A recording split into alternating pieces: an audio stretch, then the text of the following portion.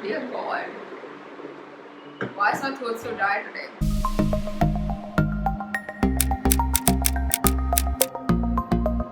Hey guys, what's up? It's Sachika. Welcome back to my channel. Today is back to college and A-level stuff. So you see this empty space? It's for showing you my college art portfolio that helped me get in. Now here's the thing. Disclaimer, I did have someone guide me through the process. Like they helped me with my applications, like college counsel almost.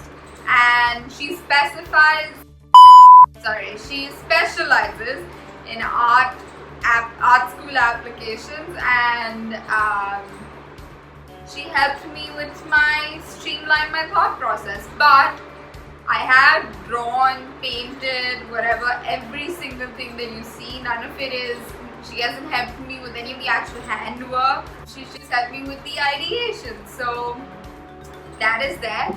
I would say she was like a school art teacher, almost, where the work is your own, but they help you with the process and the thinking of it all. Okay, I am back with my laptop so that I know what I'm talking about. Another thing is, the portfolio is completely and totally personal to me. It is things that it's about things that I believe in, things that are important to me, my family, people that are important to me, memories that I have, stuff like that, okay? First was based on the LGBTQ plus community, because I do identify as bi. I picked 4 flags and I did face illustrations based on those, and then I recreated, well, not really recreated, I created something inspired by those flags, even using makeup. So there's sort of there's 4 illustrated faces and 4 pictures of me with the makeup on. And yeah, this was the first thing. It was called Self-Pour. Oh god, I'll put it here. Apart from the makeup as the medium, I did use mainly watercolor, and one of them was done in acrylic. Next, I used to be a professional swimmer, and so I painted 3 areas from the place I would go to swim in the style of David Hockney, like, the very blocky and solid color style that he uses. I did it on 3 square canvases. Unlike his paintings though, most of them are in monochrome, black and white, with just a pop of any primary color, red, yellow or blue, and they kind of interlink with one another, where each of them has one color in common with the other 2. So like I have one which has blue and red, the other which is blue and yellow, and the third which is red and yellow. So yeah, it was done on 3 square canvases. Of course I used acrylic paint. Okay, third was inspired by the fact that my mom is a pathologist, and if you don't know, that is the doctor who analyzes your blood tests. So this is an A2 size charcoal drawing of, like, charcoal close-up drawing of a rack of testing, and there's not much else I can say about it, except that it turns out that I'm pretty good at charcoal, which I didn't know before this. I hadn't really used charcoal before this particular piece. Next is, I call this Around the World in 80 Patterns. It doesn't actually have 80 patterns, but it seemed like a creative name. So it's 5 paintings of 5 different places that I've visited. One is Singapore, second Nice, France, third is London, 4th is Tokyo, and 5th is actually Leh Ladakh. And I took either scenes or pictures that I had from there, or things that I saw there, and turned them into textile patterns. And yeah, this is done using mainly acrylic paint for all of them. Next is a card game, which was actually inspired by my dog. His name was Prince. He was a beagle. He passed away in the summer of 2018. So yeah, so I thought I would make a card game out of it where each player assumes the role of a dog, and each player gets a family, you know, a kind of family. Like there's one with a family who has a newborn baby, or an old couple, or a joint family with 5 people. So they get a family, and there are action cards, and based on the action cards you either lose or win points, and points are in the form of tiny treats, which I made using M-Seal. So this, I actually did all the illustrations myself on paper. Then I scanned them and put them in Illustrator, Adobe Illustrator, and I then colored them in digitally and did the backgrounds digitally. So the dogs are hand drawn, but the actual cards are digitally made, and then I printed them. And game. Next is called, oh by the way, that was called Bury the Bone. Next is called Frozen Birthday. Basically, in grade 9 I had an international exchange program to Switzerland, and it was a bunch of us. It was like 10 of us who had gone in October, and so it was really cold and it was snowing. Like it was the end of October, okay, like almost November, and there was a girl with us whose birthday was around, like came around while we were in Switzerland. And so basically we got out of our accommodation area, went to the main building to cut cake for her at 12. We cut cake, whatever.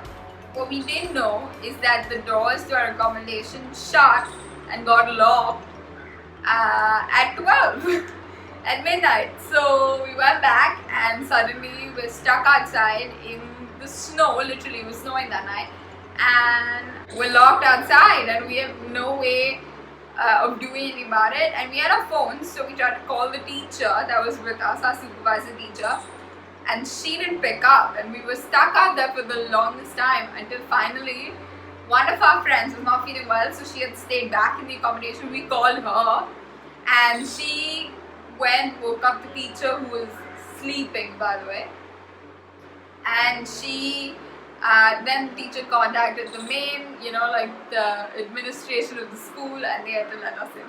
It was crazy. So I did this in comic book format, and it's done in pen on paper. Next is Visual Tension. This was actually my AS level final piece.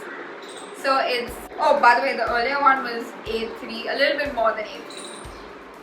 This one is 14 inches by 20 inches, a little bit less than A2.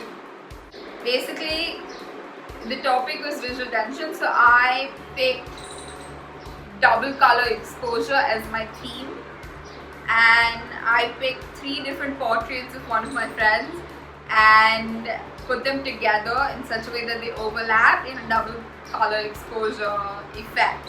So and it's done in acrylic paint on canvas. Next is Art Room Capron. So in my school there's a person who helps around the art room, like she's a helper, and so I designed a jacket with her in mind. So with, you know, detachable pockets and a kind of section at the back, with place for scales to stick out. Now my inspiration for this was actually superheroes. She because all this time she was kind of the superhero of the art room. So yeah, it was designed with her in mind. The second thing was the gauntlet. Now this was designed keeping in mind my school teachers. Okay, so in my school, if you're caught using your phone the teacher can confiscate it. So this is actually two things. So there was this sash kind of thing that I made to hold the phones that the teachers confiscate, and then there was a glove made keeping in mind them carrying around sticky notes and pens and all that. Now this was actually designed keeping in mind that the teachers are the villains of a student's life.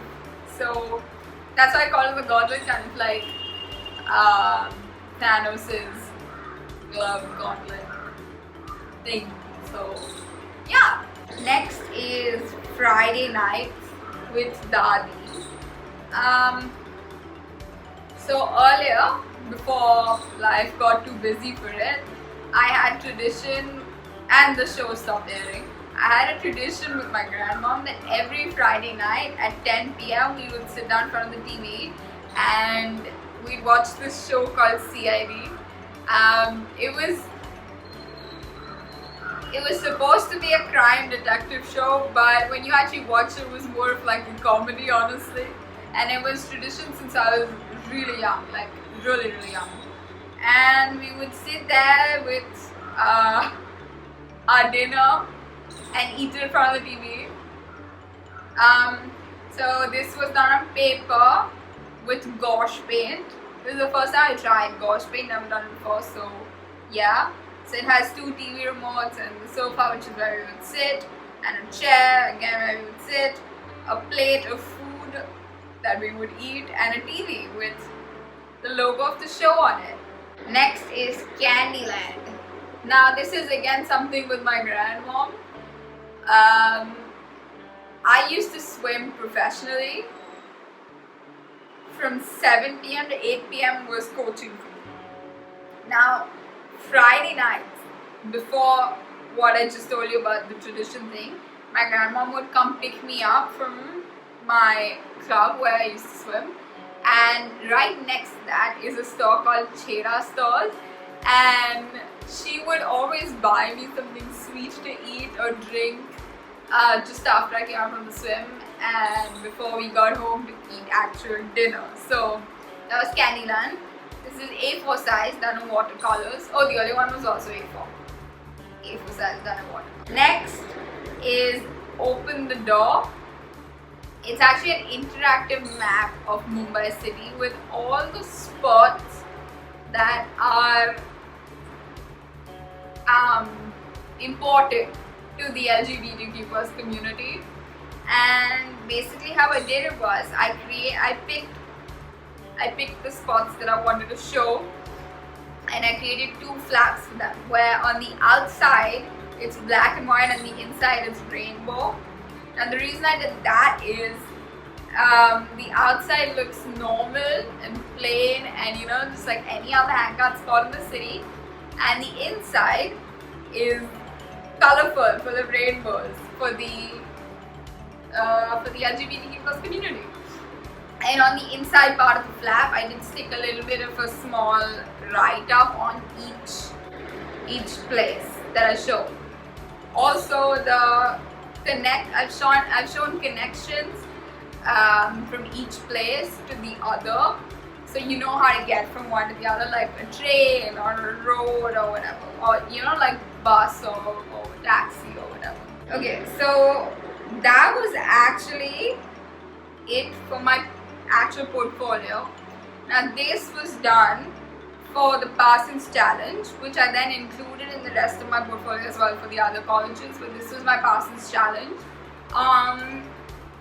This was called Bubble Bath.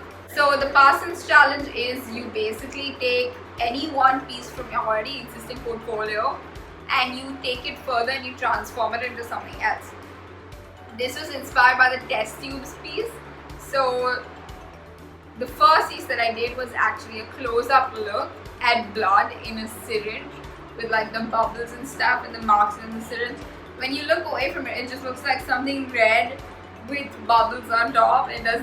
But then when you look at the explanation, you're suddenly like, whoa. Yeah. And the last one is a blood smear analysis of my family. And basically what I've done is I have taken two qualities from each person, me and both my parents, and I have drawn a blood smear sort of thing. I'll put a picture of a blood smear so you know what I'm talking about. A blood smear sort of thing. As and when you zoom in, it's basically a pattern that describes that quality to me. I know this sounds really strange, but basically, like for my dad, one of them was organized, the quality, and so I've put I've put little circles in perfect place, like they're at the they're equidistant and whatever. Yeah, those two were for my Parsons challenge and otherwise included in the rest of my portfolio as well. And the last thing was a sketchbook slide, which is all the stuff that I did over the years, collected and put together in one huge slide, looking at little sketches, drawings. There was a poster that I made. Dear God, why is my throat so dry today? Yeah, that was my portfolio. So the 6 colleges that I applied to were UAL, Parsons, SAIC, CCA, SCAD and MICA. Were it not for the fact that I've received scholarships from every single one of them except UAL, because they don't offer scholarships to foundation year students. I put the scholarship amounts next to the name of the college as well, just so you know. And yeah, apart from this, of course what's important is your essay and your school grades and stuff. The college has to know you're a reliable student as well. So that is there. What I did right now was just kind of tell you about my portfolio and what inspired it. But I will do more videos on what I wrote in my college essays and such. I know I didn't write a science college essay. I know those are really complicated and you have a lot of prompts and whatnot, because I do have friends who did apply to science colleges. But for me, it was mainly the UCAS personal essay that mattered. And then for the US colleges, it was like a small artist statement, which it was like the personal statement, it was just a lot smaller than the UCAS one that I submitted. Oh, also I did apply for fashion design at every single one of the colleges that I mentioned. Yeah, I hope you liked it. Bye!